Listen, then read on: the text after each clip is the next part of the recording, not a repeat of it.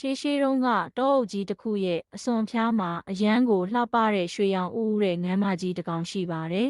။အဲ့ဒီငန်းမကြီးကိုစင်းရဲတဲ့လယ်သမားလင်မယားနှစ်ယောက်ကပိုင်ဆိုင်တာပါ။ဒီနေ့မှာတော့လယ်သမားကြီးဟာငန်းကြံထဲသွားကြည့်ရင်ဝင်းလက်တောက်ပနေတဲ့ရွှေဦးစစ်စစ်တအုပ်ကိုတွေ့လိုက်ရတယ်။သူတို့ဇနီးမောင်နှံဟာအရန်ကိုဝမ်းသာသွားကြတာပေါ့။နောက်ရက်တွေမှာလည်းငန်းမကြီးဟာတနေ့ကိုရွှေဦးတအုပ်စီမှန်မှန်ဥပေးခဲ့ပါတယ်။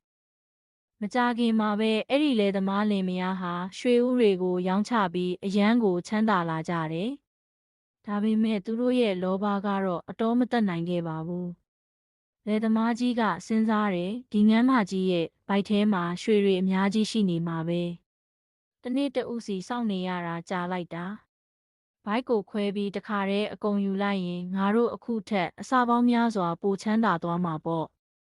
နောက်ဆုံးမှာတော့လောဘကြီးတဲ့လယ်သမားလင်မယားဟာတနေ့တဦးရနေတဲ့ရွှေဦးကိုလည်းမရတော့သလိုအဖိုးတန်တဲ့ငန်းမကြီးလည်းသေဆုံးသွားခဲ့ရပါတယ်ကွယ်ပုံမြင်လေးရဲ့သင်ခန်းစာကတော့လောဘကြီးရင်အရာရာဆုံးရှုံးတတ်တယ်ဆိုတဲ့အတိုင်းမိမိမှာရှိတာလေးနဲ့ရောင်ရဲတင်းတိမ်တက်ဖို့ကအရေးကြီးဆုံးဖြစ်ပါတယ်ကွယ်